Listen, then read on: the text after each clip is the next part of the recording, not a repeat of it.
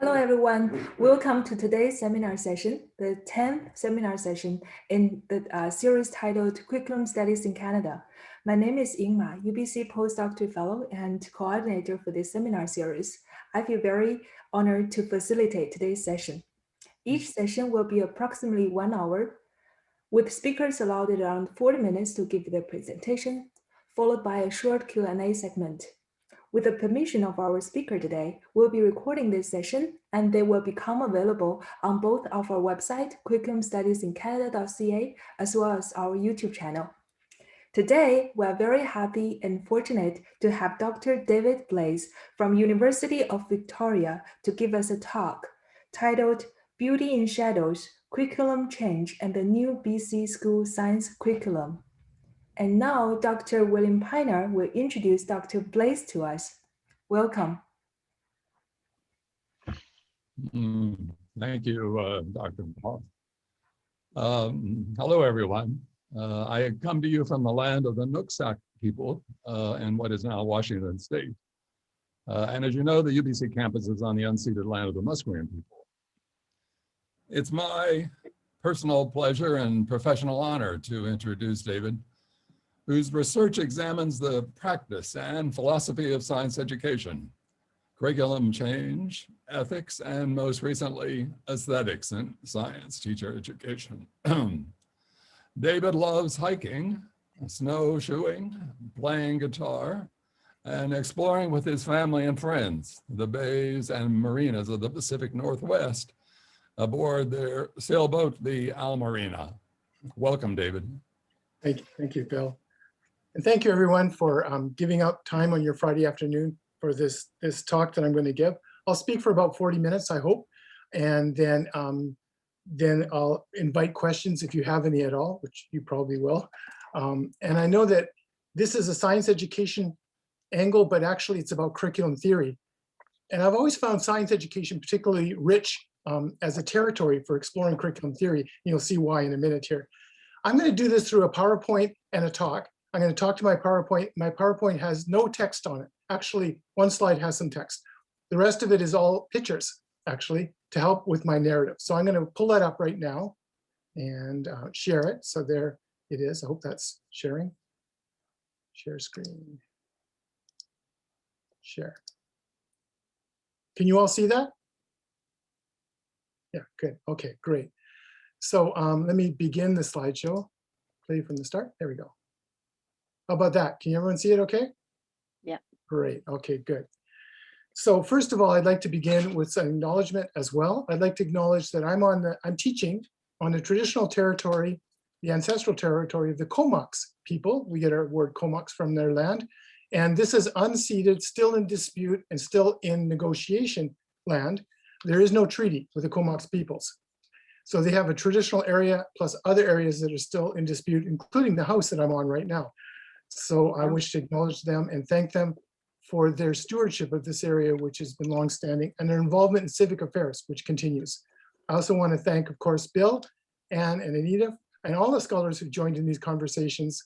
And I feel very honored to be part of them as well. So, shadows as a metaphor.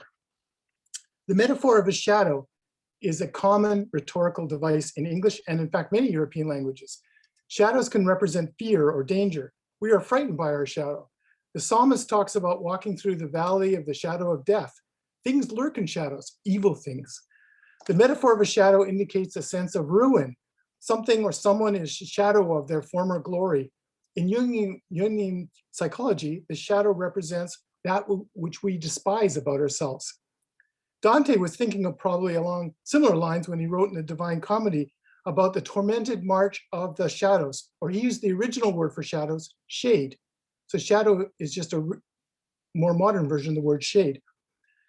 Rejected by both heaven and hell, and to walk in a tormented march because of their moral cowardice. I love Dante, by the way. Shadows can rhetorically indicate a sense of the incomplete, the not fully formed, the transient, with a concomitant promise of something better when the shadows are over. When the shadows of this life are gone, the song goes, I'll fly away. Some things are mere shadows. They are not what they were or even what they could be. Shadows metaphorically indicate the unclear, the ill-informed, with the the opposite being informed beyond a shadow of a doubt. Shadows can refer to where we live and stand, as in a shadow or under a shadow. In this sense, shadows are something we can escape from. Shadows stalk our lives. They are cast on us. Events have a long shadow of influence. Yet in shadows lie hope that we can leave the shadows as influence. We come out from under a shadow or out of the shadows into the light. And we live in the hope that there is light at the end of this tunnel. In this way, shadows are a rhetorical device used to represent a movement away from fear, from doubt, a stepping away, progress towards better from the shadows as we move from darkness into the light. In fact, this was expressed so beautifully by Amanda Gorman's poem at the inauguration. And I'll just read the last few lines of President Joe Biden. When the day comes, we step out of the shade, using the old word for shadow, aflame and unafraid, and a new dawn blooms as we free it. For there is always light if we're only brave enough to see it, if we're only brave enough to be it. This metaphor of shadows, one of progress as an escape from influence, stepping into the light of illumination and newness, provides an opportunity to make sense of the recent changes to the school curriculum in BC. These recent changes can be seen as part of a long history of attempting to escape the shadows cast by post-World War II events. However, what I'm going to do is challenge that viewpoint, which is really common in my field of science education and curriculum studies. I'm going to challenge that a little bit in today's talk. So we'll see how it goes. Okay. The continuing shadow of post-Sputnik reforms on Canadian science education. And my little tower there in that shadow represents that as well. So school science education curriculum, and indeed curriculum studies, was completely changed when this was launched. That's actually a picture of Sputnik in the Russian lab before it was launched. That's what it looks like. That's how big it is. The first artificial satellite in 1957. I was a little boy. I don't remember this at all. I think I was 3 years old when it was launched. But the surprise of it led to everybody congratulating the Soviet Union for this announcement. I've studied this event a lot. What bothered people was a month later, the Soviet Union launched a dog into space. And some of you will remember that history.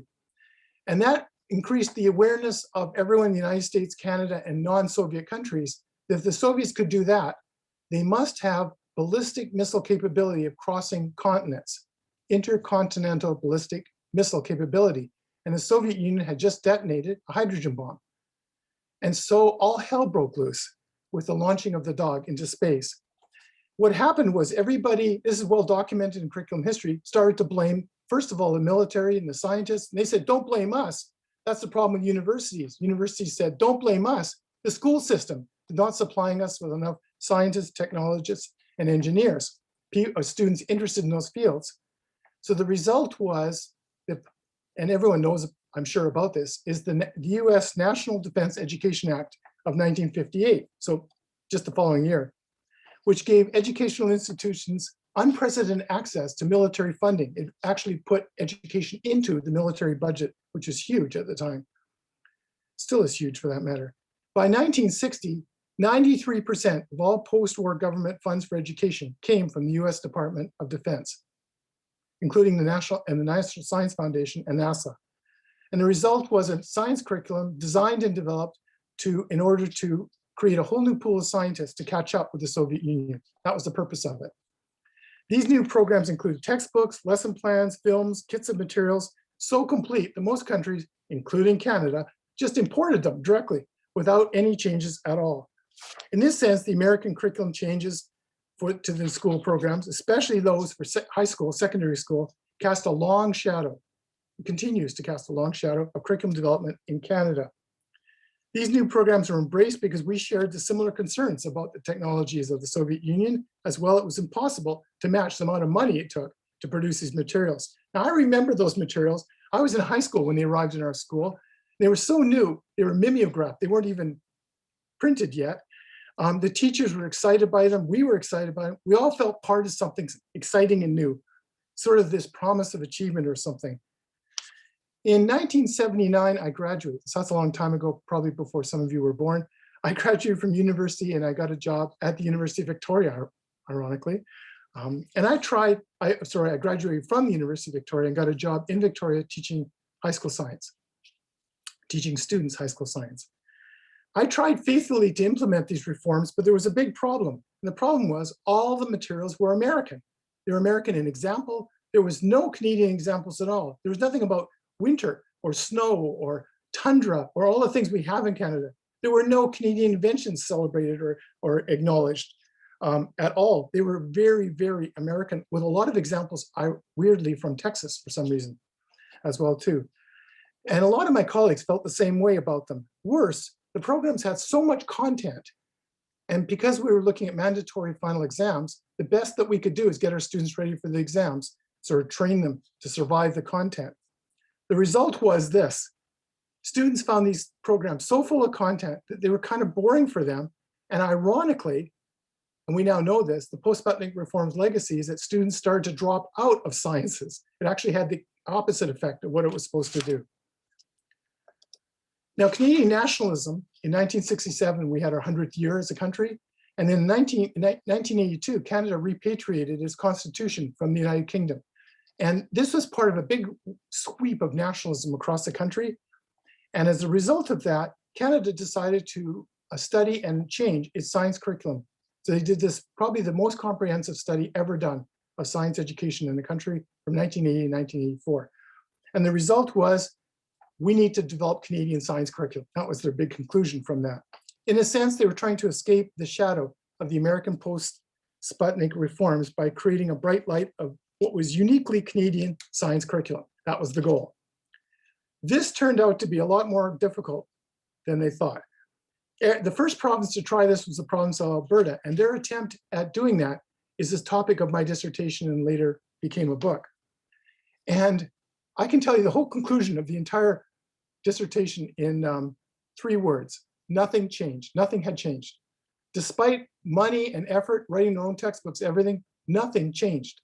All they did is reorganize the topics of the post-Sputnik reforms, and that was it.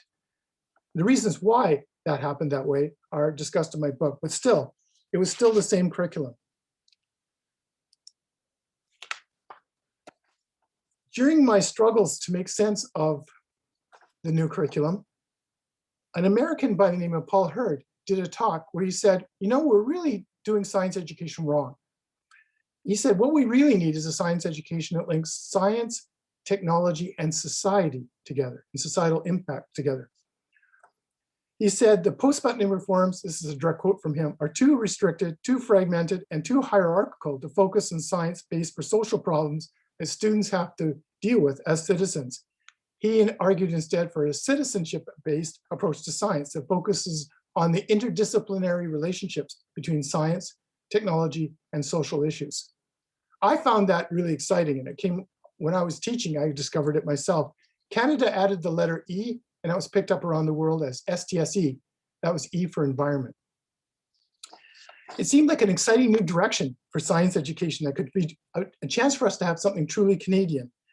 So this STSE, I'm going to call it, science education, seemed to me designed to help students understand the nature and the limitations of science, the mystery and awe of the natural world, the beauty of science, as well as the ugliness of science applied without being held responsible for its inventions. This was science education not for producing scientists, not a reproduction of its own kind, but for securing the continuation of the human species, a turn toward science literacy that takes seriously our position and responsibility for other species' survival, including our own. Adopting this in Canada was encouraged when our Council of Ministers actually did this. So ministers from all the ministers of education from all the provinces got together and decided that we need a national guiding framework for science education. And for the first time in Canada, we actually cooperated on something that looked kind of national. It was always a recommendation since, as you all know, curriculum development is strictly by province in Canada. However, this is what they published, the Common Framework of Science Learning Outcomes for use by curriculum developers. And in it, it was the first document to try and cast us away from the post-Sputnik reforms. And it did provide learning outcomes for a national science curriculum based on 4 key foundations, one of which was a science, technology, society, and the environment perspective. This was a whole new direction. But as I noted in a speech I gave to the Alberta Teachers Association, Actually, the changes were very limited in effect in trying to put this document into place because teachers were educated in the old way of thinking, the PostSputnik reforms. And when they became teachers themselves, when they went to university and became teachers themselves, that's what they understood. It was a natural consequence of the programs they studied as students. The result was that it was very hard to get this document to get any traction in the country. Meanwhile, in the United States, they were marching in kind of a different direction. It's about, right around here in about the 1990s, that Canada and the United States really diverge in their approach to curriculum. The American Association for the Advancement of Science published in 2001 a document saying, here's the standards we believe should be for science education in the United States. Kind of an update on the Sputnik reforms. The same year, No Child Left Behind was published, and that advocated for a standards-based accountability approach to education. And so what happened is standards began to be implemented in the field of science education. At the same time, many Canadian universities were also reintroducing, or many Canadian provinces were reintroducing standards and mandatory final exams. And they really copied from the American example, which further entrenched the post-Sputnik reforms and made the adoption of this pan-Canadian framework really difficult. And then the United States published this, the National Science Education Standards. This was in 2012. This document argues that, and I'll quote to you right from it because it really shows this post-Sputnik thinking, that science permeates nearly every facet of modern life and holds the key to solving humanity's most pressing problems and challenges. Science education is of a national importance because the United States position in the global economy is declining, in part because US workers lack the fundamental knowledge in these fields, and so a new curriculum is needed to address the critical issues of US competitiveness. So we're no longer talking about the technology challenge of the former Soviet Union, now Russia. Now we're talking about US global competitiveness. Effectively, the new framework is a parallel to the post-Sputnik reforms in intention, replacing the Soviet Union with gaining an advantage now in a globalized economy. In this way, the shadow of the post-Sputnik reforms continued, reset as a fight for economic superiority through the social engineering of science education.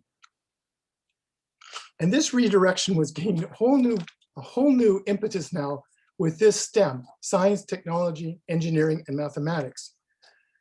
STEM education effectively replaced STSE in the United States and is now pretty well replaced in Canada as well too, casting a long and current shadow on curriculum development. When I look at STEM, I see the post-Sputnik reforms recast with a new acronym, basically. STEM has parallels of the post-Sputnik reform. In a globalized world, increasing participation in STEM careers is advanced by nations as a way to win the assumed race for economic advantage through leadership and technological innovation. In this way, STEM is a vehicle for social engineering, completely in parallel with the agenda of the post-Sputnik reforms. Only in the case of STEM, the cause for national security is relocated and gaining economic advantage in a globalized economy. I have lots to say about STEM, for sure. And I've done some studies of STEM and its roots and origins. And I think we should all be kind of disturbed by this acronym and its presence. So the long shadow of post-Sputnik reforms is thus given new impetus in STEM, and many provinces have gone the STEM direction. In British Columbia, though, a new science curriculum emerged recently that is uniquely does not reflect STEM. In fact, it does not even reflect the post-Sputnik reforms. It doesn't even embrace an STSE approach to science education. The new curriculum seems to be unique, a seemingly impossible development considering the ubiquitous of STEM and the powerful influence of the post-Sputnik reforms. So is it out of the shadows, this new curriculum? So from 2016 to 2019, the province developed what I call a radically new approach to science education. And we're going to take a look at that in a little bit later here. Appreciating this means I need to give you a little bit of context and background here as well too. So we used to have in place these things called integrative resource packages, or IRPs. So these are big documents, 400 pages, 300 to 400 page documents. And they were in place in the province for a long time. Each document listed the prescribed learning objectives for science education, which are legally mandated in British Columbia, and the associated assessment strategies. As I noted in my review, the content knowledge of each course reflect the science courses as originally developed in the PostSputnik American reform. They're popular. Teachers love these things. Teachers and pre-service teachers especially appreciated them because these are comprehensive, good sound advice on how to teach topics and lots of detail about those topics and how to go about it. And they also contain assessment strategies, which teachers really loved as well, and also reflected the mandatory high stakes testing that was part of the British Columbia landscape at the time. Also included with them were the skills and attitudes involved in science and science inquiry, what we call in science education, the process skills of science. But the sheer size of these documents meant that most people just ignored those and went right straight to what content should I be teaching and took a look at that list. In 2001, we had a review of science education in the province, and they recommended that we move towards the Pan-Canadian framework. But this brief history I just shared with you shows that while we existed in the shadow of the reforms, the PostSputnik reforms, at the same time we tried to come out of it through the Pan-Canadian framework document. None of that happened, however. Instead, BC moved in a completely new direction because of the man on the screen. So this man here is George Abbott, the Minister of Education. And in 2011, under his guidance, BC published the education plan, the BC education plan. Those of us in BC will know about this. This was really a pet project of George Abbott, who had no particular education background. He's a medical doctor. But he had an idea that we need to change things in a radically different way. And to explain why we need to do that, I need to share this with you. So can you all see this little circle thing? Okay, so this is the Krebs cycle. So the Krebs cycle is a bio pathway that happens in a little part of our cells called the mitochondria. So these are little kind of like little factories, little energy factories in your cell. And the mitochondria takes sugar, basic sugar, and breaks it down and turns it into stored energy for your body. So this is a really important thing that the mitochondria do. And the cycle for doing that was discovered by and worked out by this man named Krebs, thus the name, the Krebs cycle. We used to teach the Krebs cycle exactly like this, on a blackboard or on an overhead, step by step, and students had to memorize it as part of their grade 12 biology course. So here's a famous story that was circulating in the province. One teacher was doing this, writing it on a blackboard in this case, and adding in all these areas and adding in ATP and where it went and that. And a student put up their hand, and the teacher went, "Yes, you have a question?" He said, "So I have a question." He said, "It seems to me that on step 5 here, you got it wrong." And the teacher looked at it and said, "Are you sure?" And said, "Yeah, I'm following you on my phone. I just called it up on the internet." And so what was happening is the student was watching the teacher while the student was looking at it, who had looked up the Krebs cycle on the internet. And so George asked the obvious question: if students can look this information up, why are we teaching it? And actually, what should we then be teaching as well? So what he said was this: 19th and 20th century models of learning and teaching are no longer valid in the 21st century due to the rapid development of digital applications. So this new approach to curriculum development also included quite a different approach to curriculum development. We're used to kind of curriculum development following a series of steps like outlined by Michael Fullen or even Ralph Tyler. This is the curriculum development plan they had. Ensure that there's core competencies, limit the amount of prescription, allow for flexibility, emphasize higher order learning and deep learning. Nothing stepwise about it. Keep it flexible, let them go deep, and limit the amount of prescription. So it's quite different that way. A particular note were the core competencies here that were emphasized: communication and thinking and social competency. That's the major curriculum in BC. Every student should develop these core competencies. So it's quite a different direction in some ways. So I was invited to be involved in the early stages of this. I'm gonna actually just move back a bit on that. And I tell you, it was a real big challenge trying to figure out how this would work out in science. Science was the first area that got developed. We were told we had to limit the amount of prescription, but also keep it flexible somehow. And we didn't know what to do with that. And we said, well, what kind of direction do you want? And said, whatever you want.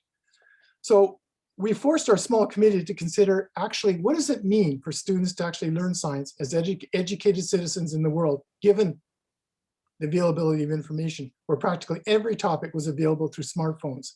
So we came up with the idea that maybe there were certain big ideas in science that students should learn, some big overarching ideas. We came up with a list of about 14 of them, and perhaps these should be the focus of the new curriculum. And we're just kind of making this up, small committee of about 5 of us. We're searching for something kind of new and uniquely made in BC at this point. Our development process didn't reflect a technical linear approach whatsoever. In fact, as one member of the team described it, our free exploration was almost a kind of curriculum anarchy. And this was fully supported by the director at the time of curriculum and assessment. Eventually, we had a list of 14 big ideas, and we shared it with teachers in the province for their feedback. Just when we were ready to set up a nice linear approach now to curriculum development, the teachers went on strike. So we didn't have the teachers anymore to do the review cycles that we expected. There were some teachers in private schools willing to work with us, so we got them together, and we just freely explored with them as well too. At this time, I was kind of promoting a science, environment, technology, societal connection, so kind of STSE approach. But after the strike, everyone thought that was too vague, and that went out the window. Teachers did like the big ideas, and so we expanded on those a bit. And when all of this happened, the science curriculum ceased to strive to escape the shadows of the previous curriculum, and especially the influence of standards-based assessment. It was as if those influences were no longer even relevant. Instead, the development kind of lingered in the shadows of those influences, no longer trying to have the best, newest, or most ideal curriculum. Instead, we focused on the idea of an educated citizen. And an educated citizen to us meant students would need to understand the process of science, the attitudes, the skills of science, and the limitations of science as a human activity. The committee rightly believed that previous school science curriculum emphasized content way too much over the process of science. We believe learning the process of science lay at the heart of being an educated citizen. And this led to a remarkable shift found nowhere in the world. The BC curriculum focused on the process skills of science as the central core of the new science curriculum, with content as a way to learn those. So let me see if I can give you an example of that. This is the grade 10 core curriculum. This came off the website. Remember, this document would have been 300 pages. It is now 2 pages long. That's it. It's very short. So for grade 10, there's the big ideas. DNA is the basis. Energy changes happen, energy is conserved, and the formation of the universe can be explained by the Big Bang. So those are pretty big ideas. And if you look at curriculum competencies, and this goes on for another page, students should be able to question, plan, and process and analyze data. And here's the levels of that. Assess risks, look at ethical, cultural, environmental issues, select appropriate equipment for research, make observations, those sorts of things. How are they going to learn to do that? We're going to use this content as a way of getting them to learn that. So like assessing risks and challenges. Maybe if I'm a teacher, I'm going to take a look at DNA structure and use that as a way to talk about some of the ethical issues with genetic engineering, for example. If you take a look at the right-hand side, the content, it's pretty sparse, like acid-base chemistry. That's it. You want to know what that means? The curriculum developer said, it's up to the teachers to figure out what that means. It was left wide open. So that's what we came up with. It's not very detailed. At the same time, the ministry is encouraging teachers to explore new forms of assessment, further engaging teachers in what became and has become actually a kind of continuous curriculum implementation. And I struggled to make sense of all of this. I predicted the teachers would find the new curriculum vague, unsupportive, and even kind of unnerving in how they were expected to teach science. I was wrong. Teachers, actually, the new changes were received really well. Teachers seemed kind of relieved, actually, to finally have the freedom to teach students science the way they thought it should be taught. Some teachers did find it a little bit loose, and pre-service teachers, and I teach that group, found the new curriculum sketchy. That's the word they use. It is sketchy, that's the point. Anything more prescriptive would just become another version of STEM or its parent curriculum, the PostSputnik reforms.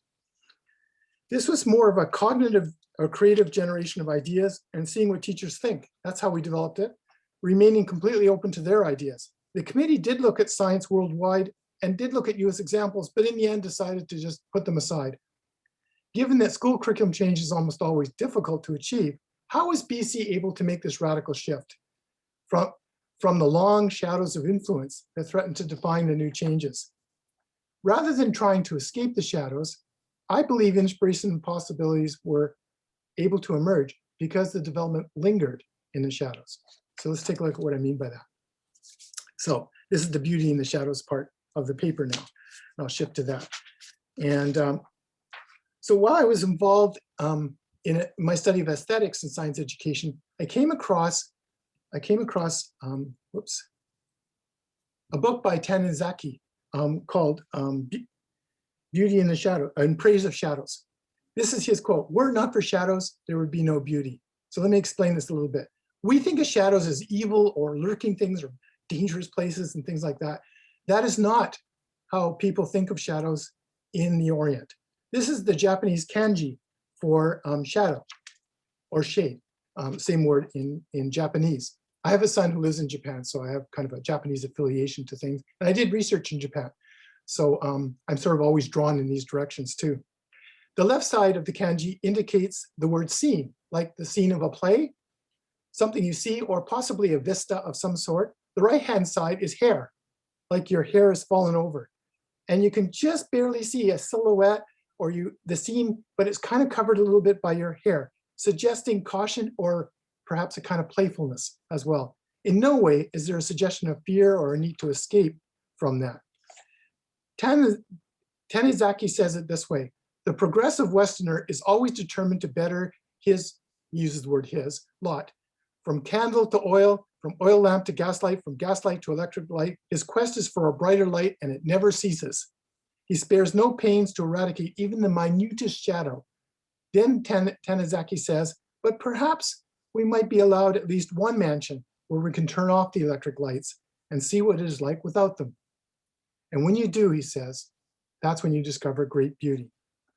He starts his first example with the tatami rooms that are common in Japanese homes. This could be a picture of where his house is smaller, but where my son lives. So we've, of course, have slept in tatami rooms and are familiar with that as well too.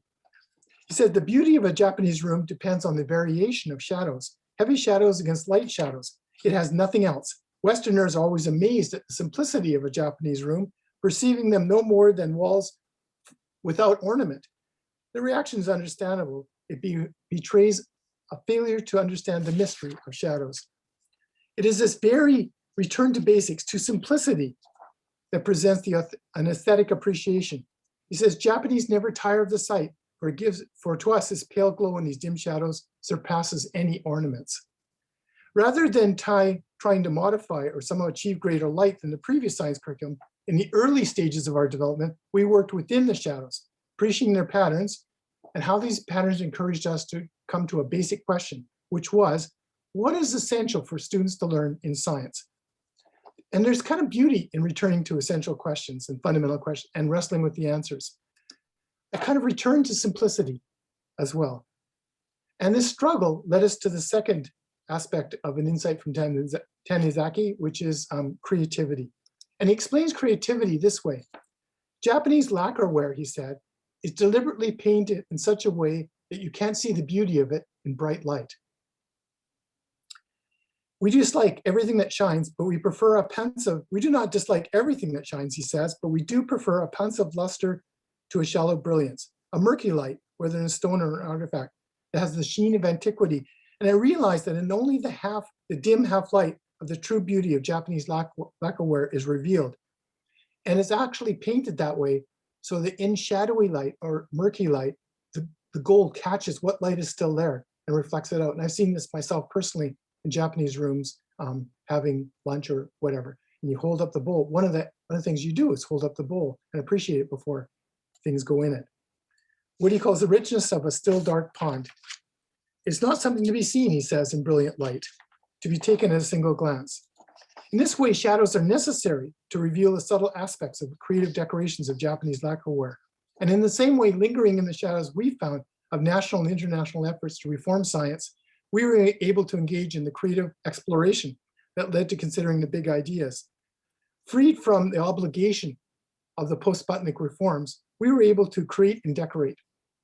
And this freedom led us to consider the big ideas in the light of being an educated citizen, and a startling realization that perhaps it was more important to teach students about how science works than to load them down with a lot of content.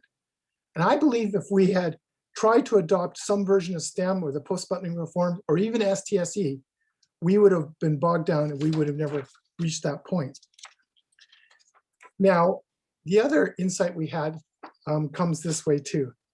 The Kabuki theater, the No theater in Japan, is deliberately set in an area where there's very little light, just the barest outlines. And in that way, you see things and you make sense of the play as it's presented to you based on the shadows as they appear to you that way too. And this method was much more suggestive, they say, than the bright lights that you see in other theater productions. This speaks, we believe, to a kind of complexity. The complexities, we tried to knit together big ideas, science processes, and suggested content, and squeezed all of that into grades and courses. It would have been easy to slip into the seduction of control, to produce another IRP to guide teachers in how to teach science. Instead, what seemed like almost a reckless abdication of responsibility, developers decided to let teachers figure out how the parts all work themselves. What actually accomplished was the invention of curriculum complicated by teacher expertise and student expertise and student experience. In this decentering of curriculum as fiat, teachers were liberated to make sense of a sketchy, kabuki-like curriculum where only the outline of ideas is present, inviting teachers to make sense of the ideas and the directions for themselves. We found that, and I find that beautiful, where ideas and topics are shadowy enough to allow for the type of conversations that liberate curriculum from a top-down kind of instrumental approach, creating new possibilities by inviting teachers to join curriculum development in the shadows, and drawing inspiration from complex patterns that are only available because of the light and the interplay of light and darkness. Okay, finally, curriculum lingering is in the shadows. There's a sense in this whole idea of shadows and lingering that reflects something that Ted Aoki and I discussed at length at one time about lingering. Ted, of course, envisions a zone of openness and possibility as the teachers make sense of the mandated curriculum or the planned curriculum and the curriculum that's realized in the classroom, the lived curriculum. As Aoki put it, possibilities are yet realized where the voices and students' experiences are invoked for reflection on the in-between spaces, what he calls the zone of between. But there's one key difference between what Ted meant by that and what I'm talking about today. Lingering in the shadows can be a place of creativity, insight, complexity, and even beauty. There is not a movement from one place to another as suggested by Ted's moves between two forms of curriculum. Instead, lingering in the shadows is productive precisely by avoiding the temptation to move out of the shadows or to destroy the shadows by creating a new light. Lingering is in fact the absence of movement as curriculum change. In these places of dappled light and shifting shadows formed by bright light, our vision is less distinct. This lack of clarity encouraged a new revelation of patterns of creativities that otherwise might be taken over by bright illumination. We can thus appreciate light and that what blocks the light, but we weren't defined by it. In this curriculum change, it meant kind of letting go of the desire to be the best, the brightest, the newest ways of solving the problems of humankind through school science education. In the shadows, we let go of progress as a single defined movement. Without that, we were open to surprise, to creativity, and to complexity precisely because we can't see the way forward. We left the game of progress up to the next bright illumination and opened up curriculum as an ongoing dialogue with teachers and students without a specific plan for the outcome of the dialogue. So this reflects somewhat the notion of lingering, but instead of lingering and moving, we chose shadows to rest and remain where the operating practice seemed to be. Let's see what happens. And I have comments from teachers, which I won't share with you, but are in my paper about how much they loved this approach and how much they liked the new approach that the province has adopted. I need to add one little caveat here though, whoops. Here I have a picture of someone in the shadows looking out into the light. It's too early to say how this is all going to end up. There's been concerns by teachers that the curriculum is too vague, that the content is too limited. And so what I'm starting to see happen in the last few years is that curriculum developers in the ministry are starting to specify and explain the content more, add explanations to it. This re-emphasis of knowledge represents to me a bit of a slippage back to the post-Sputnik reforms. And if they were to embrace STEM, their journey back to the dark side would be complete, I think. Or in this case, the journey into the light would be complete, but that's not where the lingering should be.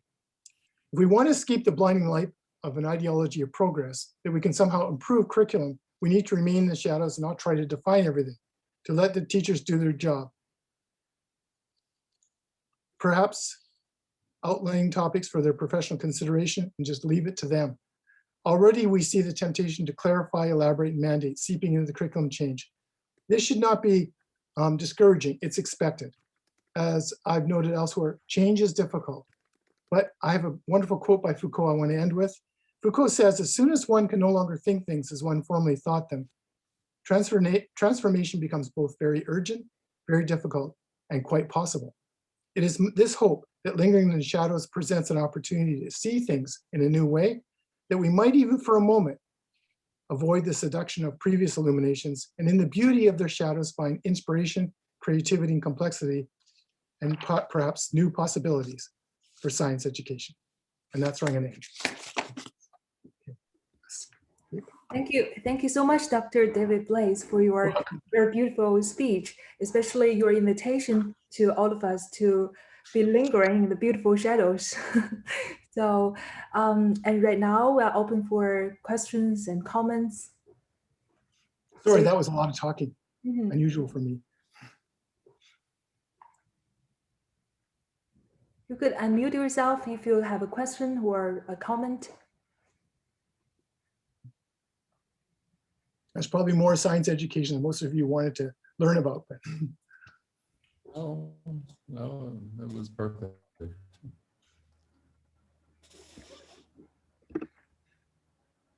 Well, allow me to say, David, I thought it was a beautifully done, sophisticated curriculum theory piece.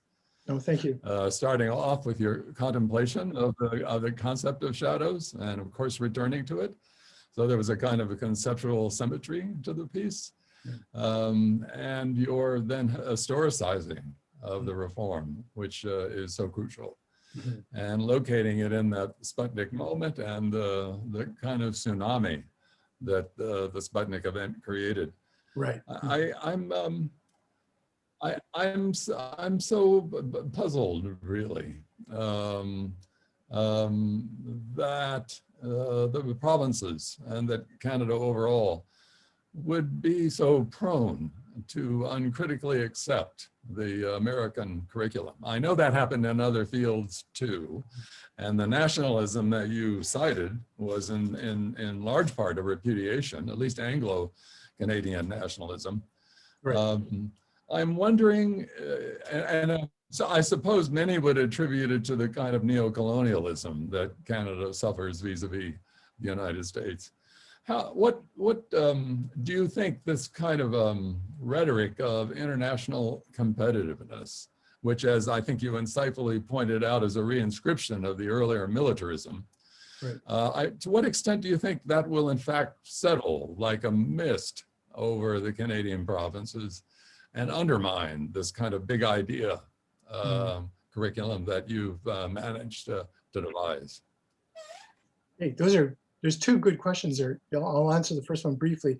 I studied extensively the post-Sputnik reforms, and Canada was willing to accept them because ideologically, Canada was pretty in step with the United States and equally as terrified of the concept of the Red Menace. And my father remembers this time very well. He and I have talked about it as well. Everyone was terrified of what this satellite was doing up there. What was it doing up there? And it actually crossed right over Canada. And you could hear it beeping. You could tune your radios to it. And if you look at the newspaper editorials, everyone was scared because the Soviets had missiles and they were talking about taking over the world.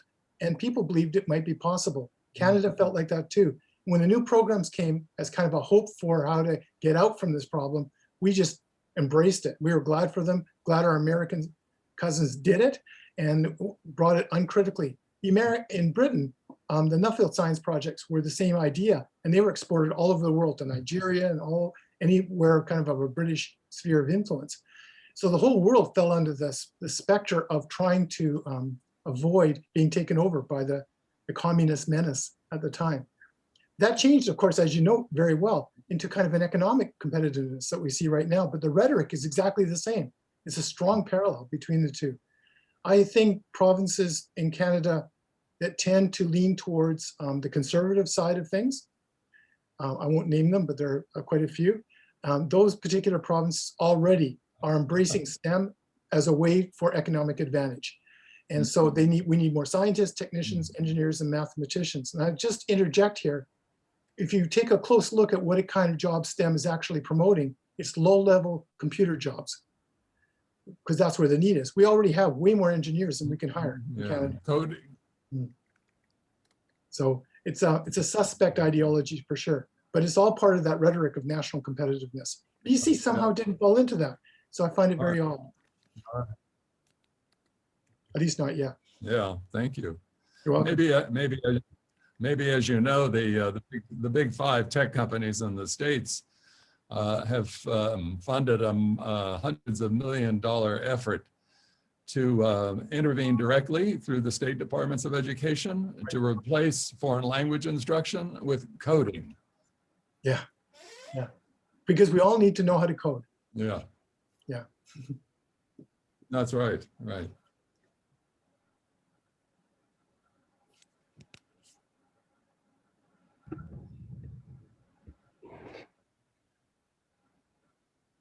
Elaine, do you have a question?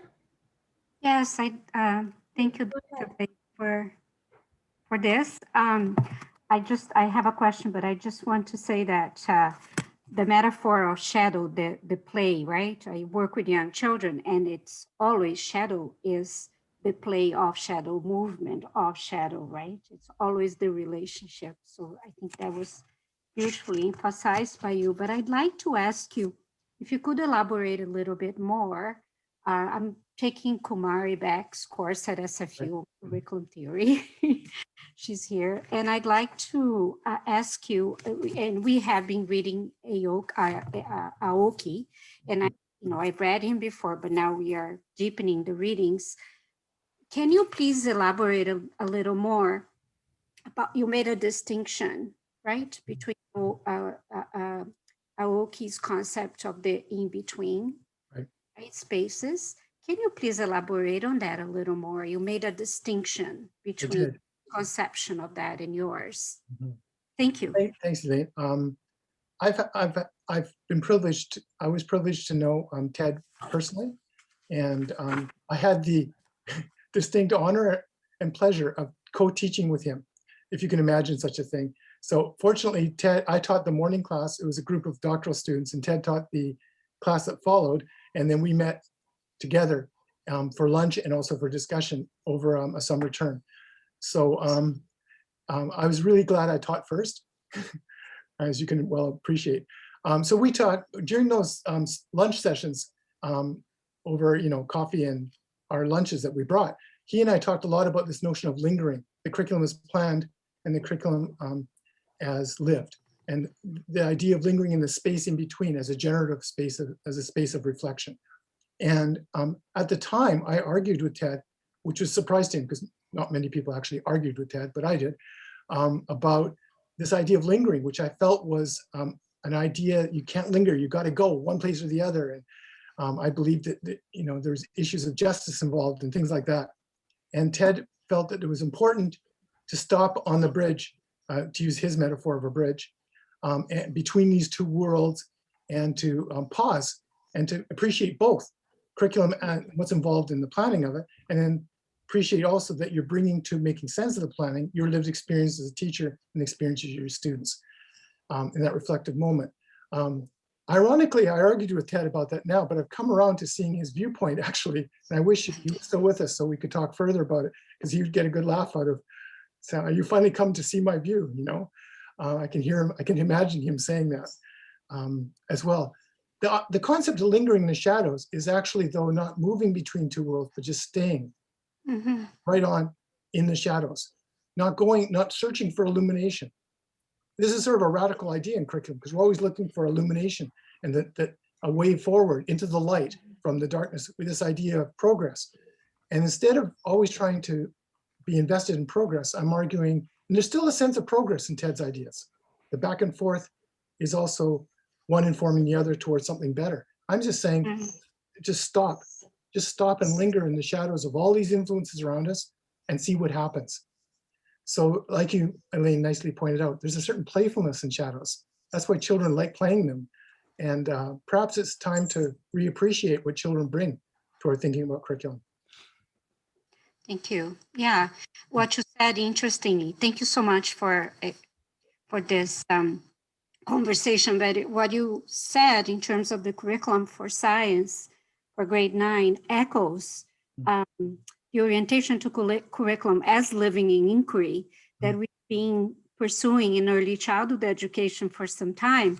And so it's amazing how it echoes, right? Something that we've been exploring with young children ourselves. So exactly right. Yeah, the whole the notion idea of lingering, there's movement in lingering too, right? There is. You're not sitting still in the shadows. You're in the shadows, and presumably there's lots of activity there. But what you're not seeking is to dispel the shadows. And you're not looking at progressing from the things that are creating shadows. Okay? And the notion of inquiry is part of the process skills that we focused on. Learning to design your own experiments and do your own ideas and inquiring into things yourself and discovering for yourself. And that has been totally underemphasized in K-12 education. More in elementary school and definitely not in middle and high school. We believe in the importance of that. So we'll see if it survives. Thank you. Thank you for the question. And Dr. Samia Khan, you have a question? Yes, I do. Thank you, David, for such an excellent, tremendous Oh, thank talk. you. It's really exciting to see and to hear about the history. And I might be a fellow Albertan. I don't know if you're an Albertan or not, but you seem to know about Alberta. And we had 3 cultures we studied in Alberta when I was growing up, and that was the Russians, the Japanese, Right, and the Ukrainian right. culture.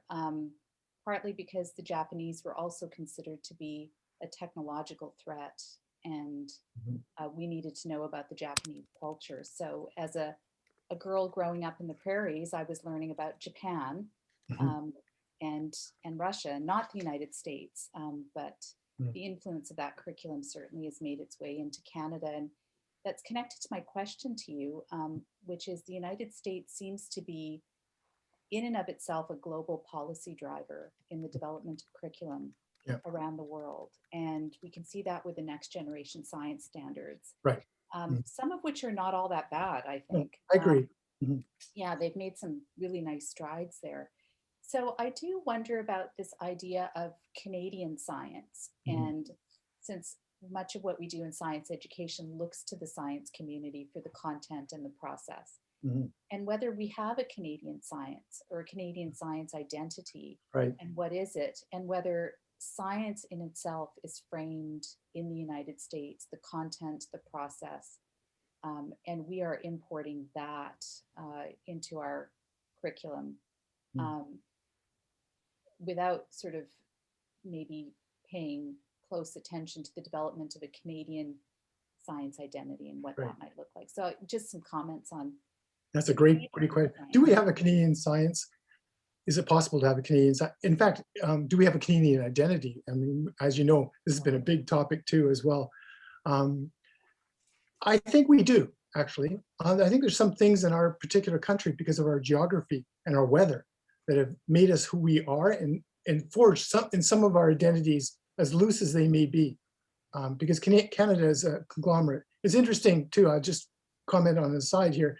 The cultures that you studied did not include the Lakota, the Dakota, the Métis, and of course, which are important cultures and founding nations of what is now the province of Alberta. I'm actually from Victoria, but I spent a lot of time in Alberta as a doctoral student and as a professor as well too. So I feel affinity to the province a lot of affinity. We have a Canadian identity, I think, in science education if we were to look for it. And if you look at Alberta and Saskatchewan as an example, those 2 provinces together have record number of patents for inventions. it seems to be a Canadian feature to be creative and inventive. And there's lots of patents. And if you take a look at, for example, what a lot of them have to do with snow, but regardless of that, there's still patents nevertheless. And Canada developed electron microscope, for example, as a Canadian invention. So there's a tremendous amount of inventiveness in the country, and we're not talking about that enough. Medically, and different kinds of technologies as well. A lot of it has to do with geography, aerospace and aeroplane development, that kinds of things. And I think we need to talk about that as well too. Canadians have played huge roles in some of the innovations that have happened. But there's also kind of a societal effect that's different in Canada as well too. You might find it in places in the American Midwest, where if your car breaks down, your neighbors will come and help you. And of course, in Saskatchewan, Alberta, Manitoba, if your car breaks down, you need help and people will stop. And there is that kind of sense of neighbor that permeates us as well. And I think I'd like to see more thinking about that as well. We also have unique geography. We have tundra.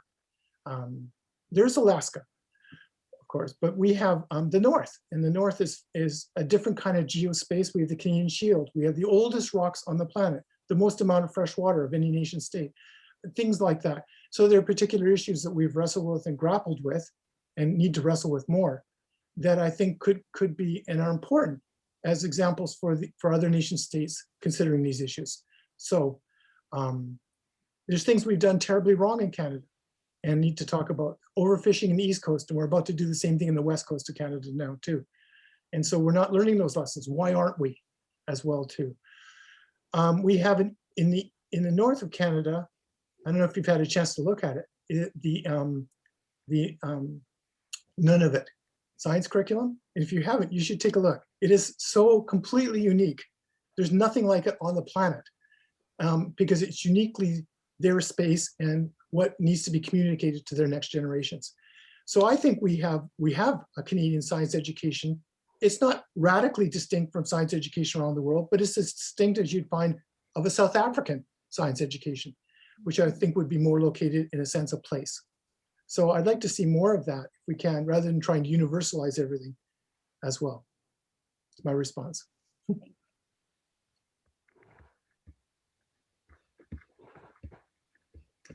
Any questions?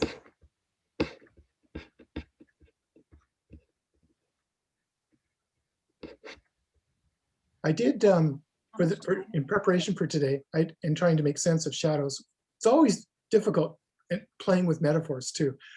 Just how far do you want to take a metaphor? And I struggle a lot with the idea of coming out of the shadows and light and illumination, and things cause shadows. And anyway, it's tricky, but I did write it up as a paper, and I'm not sure if we're going to be looking at papers as part of these talks, but I do have it as a paper if anyone's interested as well, which I'd be happy to share with anyone. So is the talk over, or I don't know how much time you had allocated for the talk. We've got a couple of more minutes, I think, Anita.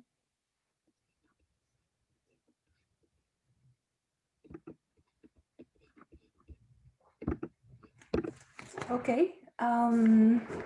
So I just want to thank Dr. David Blaze again for the beautiful talk, and I think we are all lingering in the beautiful shadows, and thank you so much. And so I want to thank Dr. William Piner and Dr. Anne Phelan for hosting Curriculum Studies in Canada seminar series, and those who make this possible. And also I want to thank every one of you to participate in today's session, and also your questions and discussions. And thank you so much. So our next session is scheduled on March 11th, 2021. So we are looking forward to seeing you then. Thank you very much. Bye-bye. Thank you, Thanks, everyone. David. Good to Thank see you for the Thank you beautiful so talk. much, David.